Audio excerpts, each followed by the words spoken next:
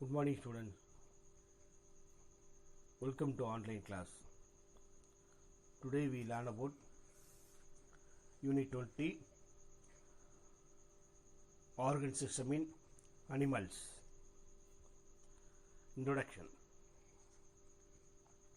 Living organisms are evolved from the simplest form to complex level of organization.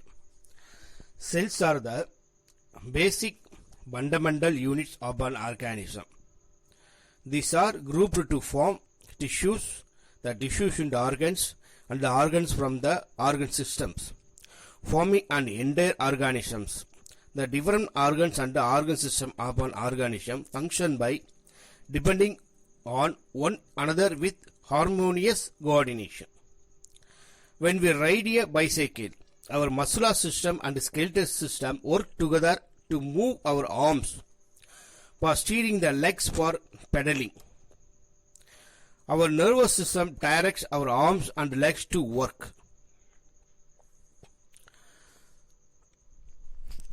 அனைத்து உயிரினங்களுக்கும் எளிமையான வடிவத்திலிருந்து சிக்கலான வடிவத்துக்கு ஒரு ஸ்டாண்டர்டான ஒரு அமைப்பை உருவாக்கியிருக்கு. ஸோ அதான் சிம்பிளஸ்ட் டு காம்ப்ளெக்ஸ் சொல்கிறது. அது எப்படின்னா, ஒரு செல்லா நம்ம ஏற்கனவே முன்னாடியே பார்த்துருக்கோம். ஒரு செல்லுன்றது பல செல்லாக, அப்புறம் டிஷ்யூஸ் பல திசுக்களாக, அப்புறம் அப்படின்னா இது ஆர்கன்ஸ், அப்புறம் ஆர்கன் சிஸ்டம், இப்போ ஆர்கானிசம் அப்படி தான் மாறியிருக்கு. உறுப்பு நிலை, உறுப்பு மண்டலம், அப்புறம் ஒரு உயிரினமாக மாறியிருக்கு. பொதுவாக ஒரு உயிரினத்தோட அடிப்படை அழகு அப்படின்னா செல்லுன்னு ஆகும். இப்போ செல் எல்லாமே என்ன கோஆர்டினேட் ஆகி, அதாவது ஒருங்கிணைஞ்சு திசுக்கள் உறுப்பு மண்டலங்கள் ஒரு ஆர்கனைசமாக உருவாகிறது. இதுதான் கான்செப்ட். ஒரு உயிரினத்தில் பல்வேறு உறுப்புகளும் உறுப்பு மண்டலங்களும் ஒன்றோடு ஒன்று இணைந்து, அதாவது ஒருங்கமைந்து செயலாற்றுகிறது. இப்போ நம்ம ஒரு சைக்கிளை நம்ம ஒரு மிதிவண்டி, அதாவது சைக்கிளை நம்ம இயக்குறோம். அப்போ நம்ம தசை மண்டலமும் எலும்பு மண்டலமும் என்ன செய்யுது, சப்போர்ட் பண்ணுது. ஸோ இணைந்து நம்மளால் கைகளால் வண்டியை இயக்கவும் காலால் மிதித்து இயக்கவும் செய்ய முடியுது. அது எப்படின்னா, ஒரே நேரத்தில் நம்மளால் செய்ய முடியாத நரம்பு மண்டலமோ நம்முடைய கைகளையும் கால்களையும் வேலை செய்வதற்கு வழி நடத்துறது. So simultaneously respiratory, digestive and circulatory system work to provide energy to the muscles. அப்போ அதே நேரத்தில் சுவாசம், செரிமான மண்டலம் மற்றும் ரத்த ஓட்ட மண்டலம் ஆகியவை என்ன செய்யுது, நமக்கு செயலாற்றி தசைகளுக்கு ஆற்றலை வழங்குகிறது. அதாவது எனர்ஜியை தசை டிஷ்யூஸ்க்கு கொடுக்குது. All the system work together in coordination to maintain the body in homeostatic condition of an organism. So இவையெல்லாம் இணைந்து செயலாற்றி ஒரு உடலினை ஒரு மாறா நிலையில் அதாவது சமச்சீர் நிலையில், அது ஹோமியோஸ்டாட்டிக்னா சமச்சீர் நிலையில் அதை என்ன செய்யுது, பராமரிக்கிறது. Next, organ and Arkham system have appeared first in the phylum Platyhelminthes and continuous still mammals. உறுப்புகள் மற்றும் உறுப்பு மண்டலங்கள் முதல்ல எங்க இருந்துச்சுன்னா, தட்டை புழுக்கள் தொகுதியில் பாலூட்டியல் வகுப்பு வரை தொடருது. தட்டை புழுலேருந்து பாலூட்டி மேமல்ஸ் வரைக்கும் அந்த டிஷ்யூஸ் தான் டெவலப் ஆகுது, தொடர்ந்துகிட்டே இருக்கு. Similar groups of cells from tissues like muscle tissue, nervous tissue etcetera. So ஒரே அமைப்புடைய செல்கள் குழுவாக சேர்ந்து தசை திசு, நரம்பு திசு போன்ற திசுக்களாக உருவாகின்றன. Tissues are organized to form organs like heart, brain, etc. Two or more organs together form organs and organ systems and perform common functions like digestion, circulation, nerves, impulse transmission in coordination via digestive system, circulatory system, nervous system respectively. அதாவது திசுக்கள் இணைந்து இதயம், மூளை போன்ற உறுப்புகளை உருவாக்குது. இதே போல 2 அல்லது அதற்கு மேற்பட்ட ஒரே மாதிரியான பணிகளை செய்யும் உறுப்புகள் இணைந்து செரிமான மண்டலம், இரத்த ஓட்ட மண்டலம், நரம்பு மண்டலம் மற்ற உறுப்பு மண்டலங்களை உருவாக்கி அவை முறையே செரிமானம், இரத்த ஓட்டம் மற்றும் நரம்பு தூண்டல்களை கடத்தல் ஆகிய பணிகளை செய்கின்றன. Divisions of labor is found among the various organ systems. பணப்பங்கீடு செய்து பல்வேறு உறுப்பு மண்டலங்களில் காணப்படுகிறது. ஒவ்வொரு இதுவும் வெவ்வேறு விதமான ஒரு வேலை செய்கிறத ஒவ்வொரு உறுப்பு மண்டலங்களும் நம்ம பார்க்க முடியும். So in this chapter we shall learn about the structure and functions of various organ system like digestive system, excretory system and reproductive system in human being. இப்போ நம்ம இந்த சாப்டர்ல இந்த அத்தியாயத்தில் நம்ம மனிதனுடைய செரிமான மண்டலம், கழிவு நீக்க மண்டலம் மற்றும் இனப்பெருக்க மண்டலம் போன்ற மண்டலங்களின் அமைப்பு மற்றும் அவற்றின் பணிகள் குறித்து கற்றுக்கொள்வோம், பார்க்கலாம். இப்போ நெக்ஸ்ட் பார்த்தீங்கன்னா ஒரு டேபிள் இருக்கு, அதாவது ஆர்கன் சிஸ்டம் அண்ட் அனிமல்ஸ், கிட்டத்தட்ட ஒரு 11 ஆர்கன் சிஸ்டம்ஸ் இருக்கு. ஆர்கன் சிஸ்டம், ஆர்கன்ஸ், அதோட function, integumentary system, skin and skin glands, protection, excretion, இது புறச்சட்டக மண்டலம் சொல்லக்கூடிய, அதாவது வெளிப்புற எக்ஸ்டர்னல் ஸ்ட்ரக்சரு, தோல் மற்றும் தோல் சுரப்பிகள். இதோடைய ஃபங்க்ஷன் பார்த்தா பாதுகாத்தல் மற்றும் கழிவு நீக்கம். அடுத்து ஸ்கெலிட்டல் சிஸ்டம், எலும்பு மண்டலம், ஸ்கல், வெர்டிபிரல் காலம், ஸ்டெர்னம், கிரிடில்ஸ் அண்ட் லிம்ஸ், மண்டவோடு, முதுகு எலும்பு தொடர், மார்பெலும்பு, வளையங்கள், ஒட்டுகள். give support, shape and form to the body, ஆதாரம், வடிவம் மற்றும் உடலுக்கு ஒரு அமைப்பை தருதல். மஸ்குலர் சிஸ்டம், தசை மண்டலம், மசில்ஸ், ஃபைபர், தசை நார்கள், கான்ட்ராக்ஷன், ரிலாக்ஸேஷன், ரிசல்ட்டிங் மூவ்மெண்ட், சுருங்குதல் மற்றும் தளர்வு காரணமாக இயங்குதல். நர்வஸ் சிஸ்டம், நரம்பு மண்டலம், brain, spinal cord and nerves, மூளை, தண்டுவடம், நரம்புகள். கண்டக்ஷன் ஆஃப் நர்வ் இம்பல்ஸ், நரம்பு தூண்டுதலை கடத்துதல். சர்க்குலேட்டரி சிஸ்டம், ரத்த ஓட்ட மண்டலம், heart, blood and blood vessels, இதயம், ரத்தம் மற்றும் ரத்த குழாய்கள்.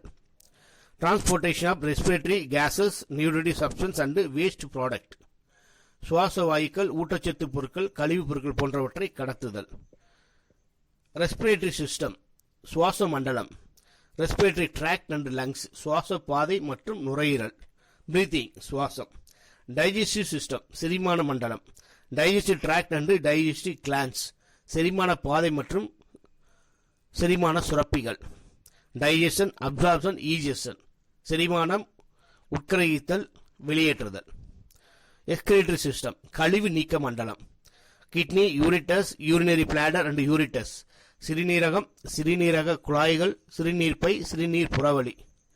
Elimination of nitrogenous waste products, nitrogen கழிவுப் பொருட்களை நீக்குதல். ரீப்ரொடக்டிவ் சிஸ்டம், இனப்பெருக்க மண்டலம், டெஸ்டிஸ் அண்ட் ஓவரி, விந்தகம் மற்றும் அண்டகம். Gamete formation and development of secondary sexual characters, பாலின உயிரணு உருவாக்கம் மற்றும் இரண்டாம் பாலின பண்பு வளர்ச்சி. சென்சாரி சிஸ்டம், உணர்ச்சி மண்டலம், eye, nose, ears, tongue and skin, கண், மூக்கு, காது, நாக்கு மற்றும் தோல். Sight, smell, hearing, taste and touch, பார்த்தல், நுகர்தல், கேட்டல், சுவைத்தல் மற்றும் தொடுதல்.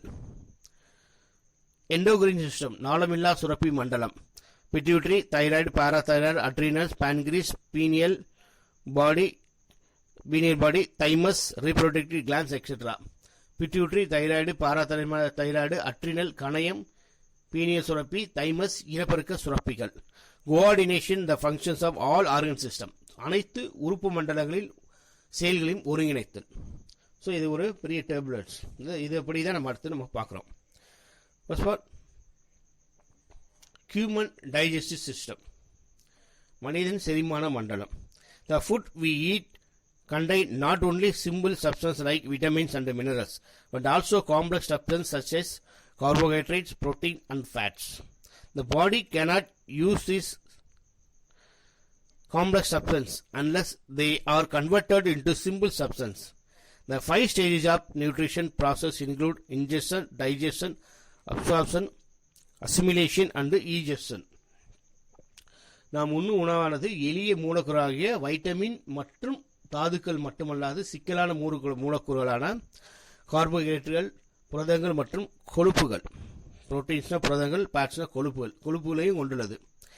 இந்த மூலக்கூறுகளானது எளிய பொருட்களாக மாறாத பட்சத்தில் நமது உடலானது அவற்றை பயன்படுத்த முடியாது.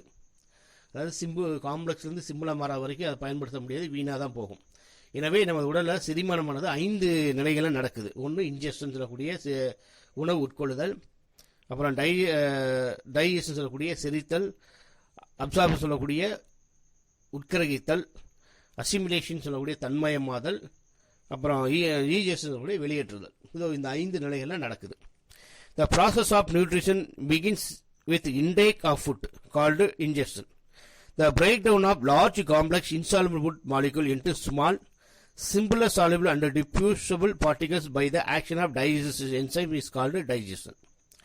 Parts of the body concerned with the digestion of food for the digestive system. நமது உடலில் உணவானது உட்புவதிலிருந்து செரிமானத்தின் செயல்பாடுகள் துவங்கிறது. நம்ம சாப்பிட்ற ஆரம்பிச்சிலிருந்து எனது டைஜஷன் செரிமானம் தொடங்குது. இதுதான் உட்கொள்ளப்படுதல், அதான் இன்ஜெக்ஷன் ஆகுது.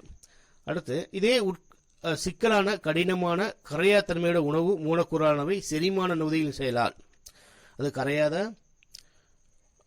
சிக்கலான, அதாவது ரொம்ப காடாக இருக்குது அந்த அசைவ மாதிரியான உணவுகள்லாம், செரிமான நொதிகளின் செயலால் அப்படின்னா அந்த டைஜஸ்டிவ் என்சைம் மூலமாக என்ன அது செரிக்கப்பட்டு சிறிய எளிய கரையும் மற்றும் விரவும் தன்மையுடைய டிஃப்யூஷன் ஆகக்கூடிய துகள்களாக மாறுறதுதான் செரித்தல் எனப்படுது.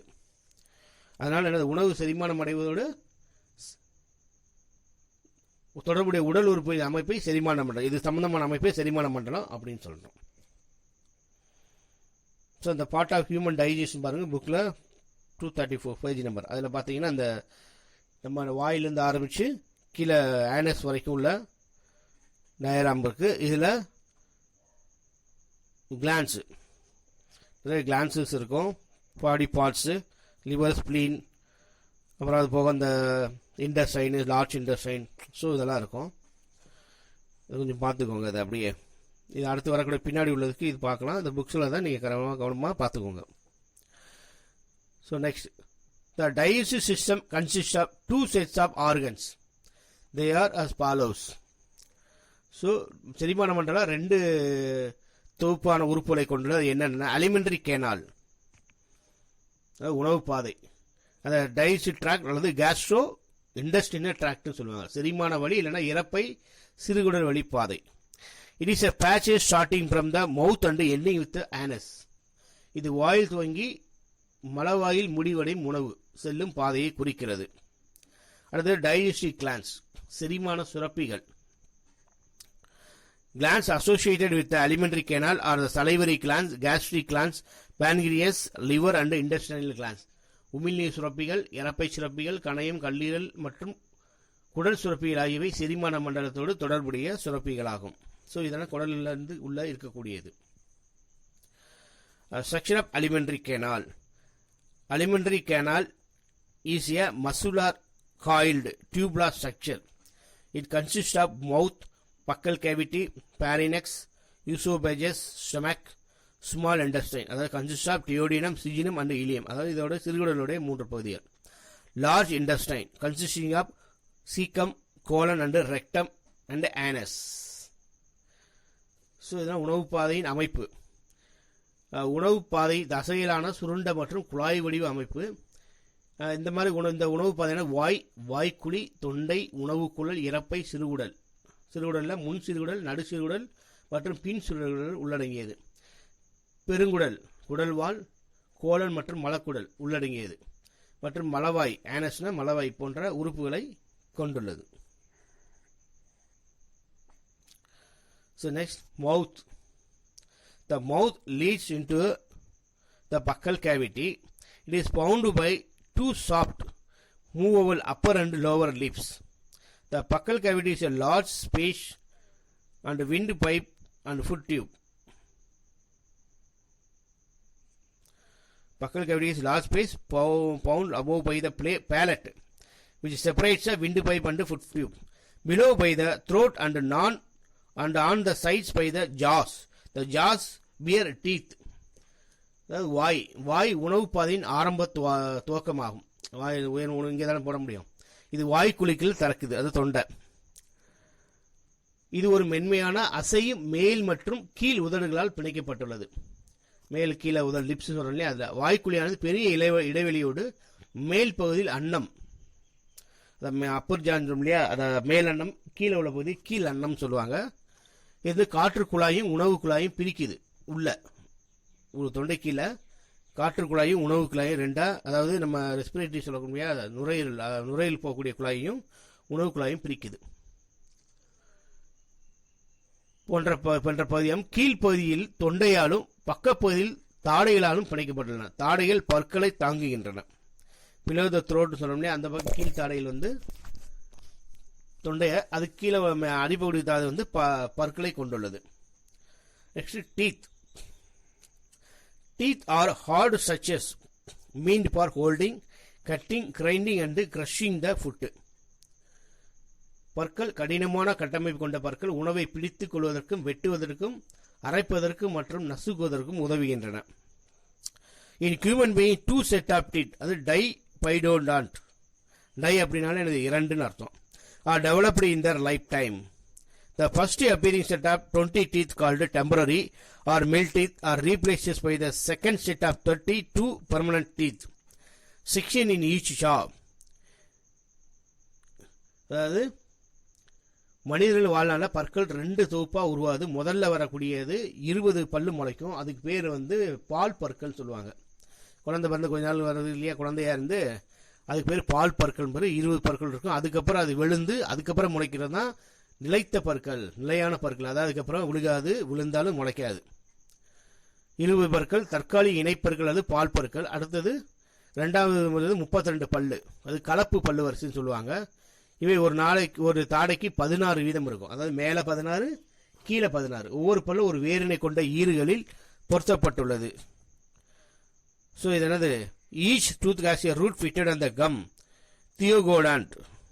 Permanent teeth are the 4 types heterodont according to the structure and function, namely incisor, canines, premolars and molars. இந்த பற்களான அமைப்பு மற்றும் பணிகளின் அடிப்படையில் 4 வகைகளாக பிரிக்கப்பட்டன. அவை என வெட்டும் பற்கள், அதாவது இன்சிசார்னா வெட்டும் பற்கள், அடுத்து கோரை பற்கள், முன் கடவாய் பற்கள், ஃப்ரீ மோலார்ஸ்னா முன் கடவாய் பற்கள், மோலாஸ் பின் கடவாய் பற்கள். இந்த மாதிரி அமைப்புல என்ன செய்யுது, இந்த பற்கள் இருக்கு. இன்சிசார்ஸ், அந்த ஒரு டேப்லெட் ஃபார்ம் பாருங்க. இன்சிசார் 8 கட்டிங் அண்ட் பைட்டிங், வெட்டவும் மற்றும் கடிக்கவும். அடுத்து கேனின் சொல்லக்கூடிய கோரை பற்கள். 4 டீரிங் அண்ட் பியர்சிங், கிழிக்கவும் மற்றும் துளையிடவும். Premolars 8 crushing and grinding, நசுக்கவும் மற்றும் அரைக்கவும். Molars 12 crushing, grinding and mastication, நசுக்கவும் அரைக்கவும் மற்றும் மெல்லவும். அப்படியே மென்னிட்டே சூயிங் மாதிரி மென்னிட்டே இருக்கு இல்லையா, அதான். இல்லை இந்த கோரை பல்லு எதுன்னு கேட்டிங்கன்னா மேலே 4 பல்லுக்கு அடுத்து வரக்கூடியது. மேலே 2 கீழே 2 இருக்கும். மேலே 2 அதான் ஷார்ப்பாக இருக்கும். அதுதான் அனிமல்ஸுக்கு நீளமாக இருக்கும். அனிமல்ஸுக்கு இந்த கார்னிவோரா சொல்கிறோம் இல்லையா, அதுகளுக்கு பார்த்தீங்கன்னா மேலேருந்து 2 கீழேருந்து 2 நீளமாக இருக்கா, தான் அந்த கோரப்பல், அதை வச்சு தான் கிழிக்கிறது. கேனின்ஸ் சொல்லக்கூடியது. Okay, next dental formula represent the number of different types of teeth present in each half of a jaw, upper and lower jaw. The types of teeth are denoted as incisor 1, canines I, incisor I, canine C, premolars PM and molars M. The dental formula is presented as for milk teeth is each half of upper and lower jaw. 2, 1, 2. அதாவது 5 இருக்கு, கீழேயும் 5 வருது. அதாவது ஒரு side தான் இது, இன்னொரு side ஒரு 5. அப்போ ஆக மொத்தம் மேலே 10 கீழே 10. அது 2 செட்டாக வரதுனால 20. அதாவது ஒரு பாதி 10 5, இன்னொரு பாதி 5. அதே மாதிரி கீழேயும் 5 5 10. அதுதான் இந்த கணக்கு. For the permanent teeth in each half of upper and lower jaw, இதில் பார்த்தீங்கன்னா 2, 1, 2, 3 இத்தனைக்கு 8. ஸோ ஒரு சைடு 8, இன்னொரு பக்கம் 8. அப்போ மேலே 16. ஸோ அதே இது கீழேயும் 16. அப்போ 16. அதனால 16 × 2 கொடுத்துருக்காங்க. அப்போ 32. மேலே 16, லோயர் அப்பர் ஜால லோயர் ஜாலையும் 16. ஆக மொத்தம் 32 பர்மனெண்ட் டீத். ஸோ இதில் மோலாஸ்னா என்ன, மோலாஸ்னா இந்த கோரப்பல் முடிஞ்ச உடனே கீழே ஆரம்பிக்கிறது ப்ரீ மோலாஸ், பின்னாடி இருக்கிறது மோலாஸ்னு அர்த்தம். நெக்ஸ்ட் சலைவரி கிளான்ஸ், அதாவது உமிழ்நீர் சுரப்பிகள் சொல்லுவோம். அதை 3 pairs of salivary glands are present in the mouth cavity. வாய்க்குழியில் 3 இணை உமிழ்நீர் சுரப்பிகள் காணப்படுகின்றன. They are parotid gland, sublingual glands and submaxillary or submandibular glands. அவை என்னன்னா மேல் அன்ன சுரப்பி, அது பரட்டாய்டு. சப்லிங்குவல்ன்றது நாவடி சுரப்பி நாக்கு கீழே இருக்குது. அது சப் மேண்டிபுலார் சப் மேக்ஸிலரிங்கிறது தாடை சுரப்பி நம்ம தாடைக்கு ஓரத்தில் இருக்கும். இப்போ first parotid glands are the largest salivary glands which lie in the cheeks in front of the ears. In Greek, ஃபார்னா நியர்னு அர்த்தம், ஃபேர் ஆர்டிட் அப்படின்னா இயர் காதுக்கு பக்கத்தில் இருக்குனால அது பேர் பரோட்டாய்ட் அப்படின்னு பேர். மேல் அன்ன சுரப்பி, இச்சுரப்பி தான் மிகப்பெரிய சுரப்பியாகும். இரு கன்னங்களின் காதுக்கு கீழே இருக்கு. ஸோ அதனால் என்னன்னா நம்ம ஏதாவது ஒரு புளிப்பான ஒரு இதை பார்த்தோன்னே நமக்கு அப்படியே எச்சி வரும்போது அந்த இந்த இடத்துல இருக்கும், சில நேரம் வலிக்கும் இந்த இடத்துல. அந்த இப்போ எக்ஸாம்பிள் எலுமிச்சம்பழத்தை கட் பண்ணும்போது புளிப்பான ஒரு பார்க்கும்போது நமக்கு ஊறும் இல்லையா, அப்போ அந்த காது கிட்ட தான் என்ன செய்யும், அது காமிக்கும். செகண்ட் ஒன் சப் லிங்குவல் அப்படின்னு சொல்லக்கூடிய நாவடி சுரப்பி. இது மிக சிறிய சுரப்பியாகும். நாவின் அடிப்புறத்தில் இருக்கு, நாக்குக்கு கீழ்ப்பகுதியில் இருக்கும். Submaxillary submandibular glands lie at the angles of the lower jaw. இவை கீழ்த்தாடையின் கோணங்களில் காணப்படுகிறது. ஸோ இந்த அடுத்த படத்தை பார்த்தீங்கன்னா தெரியும் ஒவ்வொன்று எந்தெந்த இடத்துல இருக்குன்னு. ஸோ இந்த மேண்டிபுலாரில் இது பண்ணதான் நம்ம இந்த வாமிட் சென்சேஷன் ஆகும்போது அங்கே அந்த வேகமாக செக்ரேட் ஆகி நாக்கு கீழே அந்த இதாகி செக்ரேட் ஆகி நமக்கு வாமிட் சென்சேஷனை கொடுக்கும். The salivary glands secrete a viscous fluid called saliva, approximately 1.5 liters per day. It digests starch by the action of the enzyme tyline, அதாவது amylase, in the saliva. உமிழ்நீர் சுரப்பி ஒரு நாளைக்கு சுமார் 1.5 லிட்டர் பிசுபிசுப்பான திரவத்தினை சுரக்கின்றன. இது உமிழ்நீர் என்று அழைக்கப்படுகிறது. உமிழ்நீரில் காணப்படும் டைலின், அதாவது அமிலேஸ் என்ற நொதி ஸ்டார்ச்சை மால்டைஸாக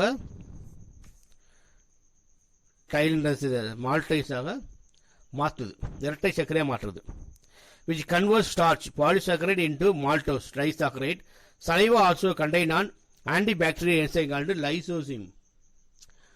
ஸ்டார்ச் என்ன செய்யுது, இந்த டைலின்ற சுரக்குது. இது வந்து பாலிசாக்கரைடு கூட ஒற்றை சர்க்கரை, இதை இரட்டை சர்க்கரையா மால்டோஸா மாற்றுது. உமிழ்நீரில் பாக்டீரியாவை எதிர்க்கும் லைசோசைம் என்ற தொகுதியானது உள்ளது. பாக்டீரியாவை அதான் வாயில் இருந்தாலும் அந்த பாக்டீரியாவை அதை இருக்கக்கூடிய ஒரு உமிழ்நீர் தான் உடலுக்குள்ளே போய் என்ன செய்யுது, பாக்டீரியாவை இருக்கக்கூடியது எதுக்குது. நெக்ஸ்ட் டங்கு, நாக்கு. The tongue is a muscular sensory organ which helps in mixing the food with the saliva. The taste buds on the tongue help to recognize the taste of food. The masticated food in the buccal cavity becomes a bolus which is rolled by the tongue and passed through pharynx into the esophagus by swelling. நாக்கு தசையாலான உணர்ச்சி உறுப்பாகும். இது என்ன செய்யுது, உமிழ்நீரோட உணவை கலக்க உதவுது. அது மட்டும் இல்லாமல் உணவோட சுவை, அதாவது டேஸ்ட்டை உணர்வதற்கு நாக்கில் உள்ள சுவை மொட்டுகள் சொல்லுவாங்க, அரும்புகள் சொல்லுங்க, அது உதவுது. உணவு கவலம், இதனால் இதை உணவு கவலம்னு அழைக்கிறாங்க. மென்மையாக்கப்பட்ட உணவாது நாக்கு மூலம் இப்படி உருட்டப்பட்டு தொண்டை வழியாக விழுகப்பட்டு உணவு குழாய்க்குள்ள கடந்து செல்லுது. இவ்வாறு இந்த மாதிரி நம்ம உடம்புக்குள்ள உள்ள போகும்போது என்னதுன்னா, விழுங்கும்போது குரல் வள மூடியானது, அதாவது ஒரு மூடி மாதிரி இருக்கும், அது லைட்டாக மசில்ஸில் இருக்கும், அது என்ன செய்யுது, திறந்து மூடுது. டியூரிங் ஸ்வெல்லிங், அதாவது முழுங்கும்போது the epiglottis a muscular flap like structure, அதுக்கு பேர் எபிக்ளாட்டிஸ் பேர். இந்த tip of the glottis opening of trachea closes and prevents the food from entering into trachea. Wind pipe, அது விண்டு பைப்புனா காற்றுக்குழாய். ஸோ இந்த மடல் போன்ற அமைப்புடைய தசை என்ன செய்யுது, இது மூச்சுக்குழாயில் துவக்கத்தில் இருக்குது. அது மூச்சுக்குழாய் உணவு மூச்சுக்குழாய்க்குள்ளே போகாதபடி தடுக்குது. அதாவது உணவு குழாய்கள் மட்டும்தான் போகிற மாதிரி பார்த்துக்கிறது. அடுத்து பேரிங்ஸ்னா தொண்டை. The pharynx is a membrane lined cavity behind the nose and mouth connecting them to the esophagus. It serves as a pathway by the movement of food from mouth to esophagus. தொண்டை என்பது மூக்கு மற்றும் வாய்க்கு பின்னால் காணப்படும் மென்படலத்தால் சூழப்பட்ட குழி போன்ற அமைப்பாகும். இது வாய்ப்பகுதியை உணவு குழலோட இணைக்குது. இது வாயிலிருந்து உணவானது உணவு குழலுக்கு கடந்து செல்லக்கூடிய ஒரு பாதையாக இருக்குது. அது தொண்டையிலிருந்து என்னது சாப்பிட்டாலும் உள்ளே போகிறதுக்கு இது ஒரு வழியாக இருக்குது. ஈசோபேஜஸ், இதை உணவு குழல்னு சொல்லுவோம். Oesophagus are the food pipe is a muscular membranous canal about 22 centimetre in length. என்ன செய்யுது, 22 சென்டிமீட்டர் நீளமுடைய தசைப்படல குடும்பமாகும், ஒரு குறுப்பாகும். It conducts food from the pharynx to the stomach by peristalsis, wave-like movement produced by the rhythmic contraction and relaxation of the muscular walls of the alimentary canal. இது தொண்டையிலிருந்து உணவுன இறப்பைக்கு பெரிஸ்டாலிஸ் என்னும் குடல் தசை சுவரின் சீரான சுருங்குதல் மற்றும் தளர்தல் போன்ற நிகழ்வை கடத்துது. அதாவது கான்ட்ராக்ஷன் ரிலாக்ஸேஷன் அலை போன்ற ஷேப்பில் கடல் அலைன்னு நம்ம அந்த படம்ல வரைவோம்ல வளைவா அந்த மாதிரி கான்ட்ராக்ஷனில் இந்த ஃபுட்டானது உள்ளே போகுது. இது எப்படி அப்படின்னா ஒரு ரப்பர் டியூப்புக்குள்ளே வரிசையாக உருண்டையான கோழி கொண்டு போட்டு நம்ம மூவ் பண்ணால் எப்படி போகும் ஒரு ஸ்ட்ரக்சர் கிடைக்கும் இல்லையா, அந்த ஸ்ட்ரக்சர் மாதிரி இந்த ஊசோபோஜஸ்குள்ள என்ன செய்யுது, உணவுக்குள்ள உணவானது கடத்தப்படுது. ஸ்டொமக் இறப்பை. The stomach is a wide J-shaped muscular organ located between esophagus and the small intestine. The gastric glands present in the inner walls of the stomach secrete gastric juice. The gastric juice is colorless, highly acidic, containing mucus, hydrochloric acid and enzyme renin in infants. Infants பேர் renin பேர் and pepsin. ரப்பையானது உணவு குழாய்க்கும் சிறு குடலுக்கும் இடையே இருக்கக்கூடியது J போன்ற வடிவத்தில் இருக்கும். இப்போ நீங்கள் இந்த படத்தில் பார்த்தீங்கன்னா அந்த இறப்பையிலேருந்து என்ன செய்யும், இப்படி ஒரு வளைஞ்சு வரும், அதுவும் ஜே போல இருக்கும். தசையாலான அகன்ற உறுப்பாகும் இறப்பையின் உள்ளடுக்கு சுவரில் இருக்கும். சுரப்பிலிருந்து இறப்பை நீர் சுரக்கிறது. அது இறப்பைக்குள்ளே இருக்கக்கூடிய சுரப்பிலிருந்து இறப்பை நீர், அது ஃபைல் யூஸ்னு கூட சில நேரம் சொல்லுவாங்க. அதை இந்த இறப்பை நீர் நிறமற்றதாகவும் அதிக அமிலத்தன்மையுடைய ஹைட்ரோகுளோரிக் அமிலத்தையும் அதோட என்சைம் ஒரு ரெனின் சொல்லக்கூடியது, அது ரெனின் இருக்கு. ரெனின்றது குழந்தைகளுக்கு மட்டும்தான் வரும், ரெனின்றது அடல்ட்டுக்கு வரும். மற்றும் பெப்சின் ஆகிய கொண்டதாக உள்ளது. ரெனினும் பெப்சினும் இருக்கு அந்த இறப்பைக்குள்ள உள்ள சுவரிலிருந்து இருக்கு. அதுதான் என்ன செய்யுது, நமக்கு ஹைட்ரோகுளோரிக்ல இருந்து நம்ம குடலை காப்பாத்துது. ஹைட்ரோகுளோரிக் என்னது, ஒரு acid. Inactive pepsinogen is converted to active pepsin, which act on the protein in the indigested food. செயலற்ற பெப்சினோஜன் செயலாற்ற பெப்சினாக மாற்றப்பட்டு உட்கொள்ளப்பட்ட உணவினை புரதத்தில் செயலாற்றுகிறது. அதாவது இன்ஆக்டிவா இருக்கக்கூடிய பெப்சினா சாப்பிட்டதுக்கப்புறம் என்ன செய்யுது, இன்ஜெக்ஷன் ஆகும்போது இன்ஜெஸ்டட் ஃபுட்டா மாற்றப்படும் போது அது மாறுது. Hydrochloric acid kills the bacteria swallowed along with food and makes the medium acidic, while the mucus protects the wall of the stomach. உணவோடு விழுங்கப்பட்ட பாக்டீரியாக்கள் என்ன செய்யுது, ஹைட்ரோகுளோரிக் அமிலமானது அழிச்சுது. அதே நேரத்தில் அமிலத்தன்மையான இறப்பையின் உட்சுவர் பாதிக்கப்படாத இடத்துல வலுவழுப்பான திரவம் ஒன்று நம்ம பாதுகாக்குது. The action of the gastric juice and churning of food in the stomach convert the bolus into a semi-digested food called chyme. The chyme moves into the intestine slowly through the pylorus. ஏற்கனவே நம்ம அந்த ஹைட்ரோகுளோரிக்லேருந்து பாதுகாக்க சொன்னோம் இல்லையா, அந்த மாதிரி இறப்பையில் உள்ள இறப்பை நீர் மற்றும் அரைக்கப்பட்ட உணவு சேர்ந்து உணவு கவலமானது அரை செரிமான நிலையில் வைத்திருக்கு. அதாவது ஆஃப் கிரைண்டிங்கில் இருக்கு.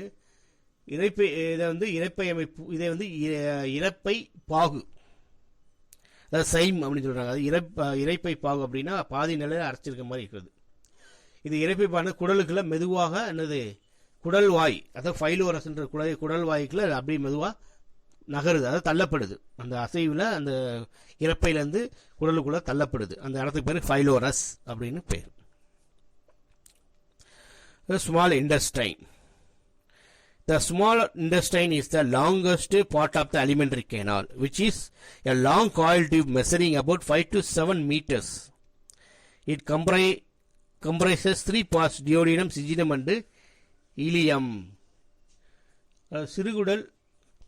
சிறுகுடல் சொல்லாத உணவு கால்வாயின் மிகவும் நீளமான பகுதி, நம்முடைய அலிமெண்டரி கேனால நீளமான பகுதி இது. இது 5-7 மீட்டர் நீளமுள்ள ஒரு சுருண்டு இருக்கக்கூடிய ஒரு காயில் போன்ற அமைப்பு. இது 3 பகுதியா இருக்கு. ஒன்னு முன் சிறுகுடல் டியோடினம், நடு சிறுகுடல் ஜெஜுனம், பின் சிறுகுடல் இலியம். 3 பகுதியா இருக்கு. ஃபர்ஸ்ட் டியோடினம் சொல்லக்கூடிய முன் சிறுகுடல். Duodenum is C-shaped and receives the bile duct from liver and pancreatic duct from pancreas.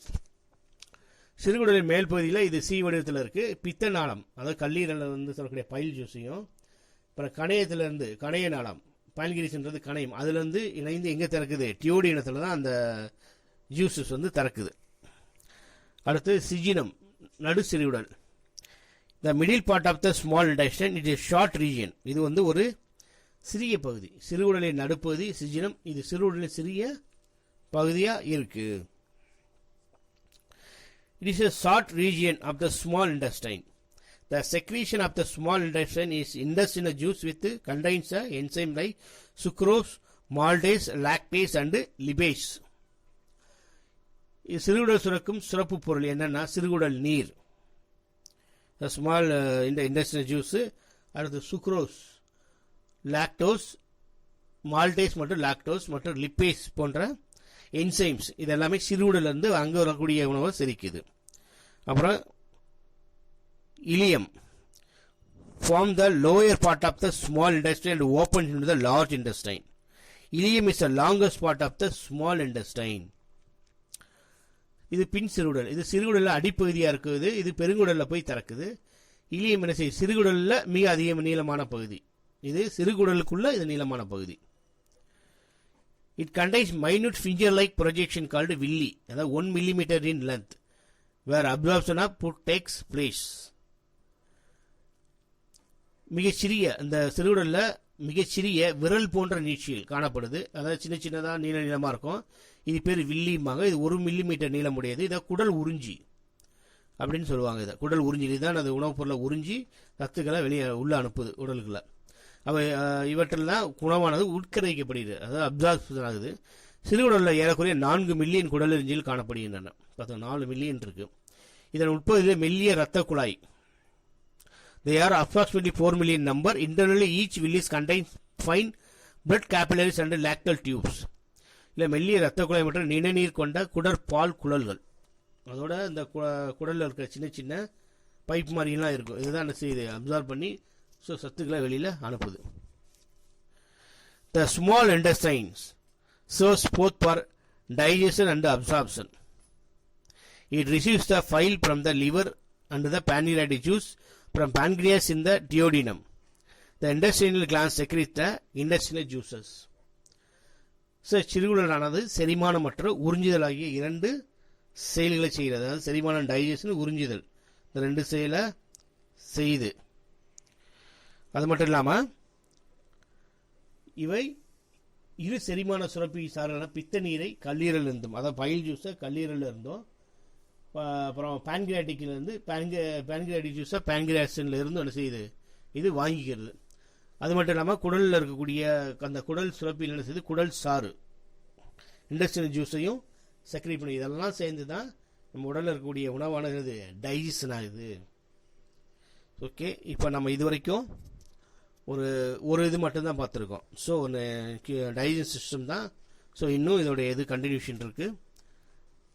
So next இதை அடுத்ததில் நம்ம இதை பார்க்கலாம். Okay, thank you. Good morning students, welcome to online class. Today we learn about Unit 20 Organ System in Animals. Introduction. Living organisms are evolved from the simplest form to complex level of organization. Cells are the basic fundamental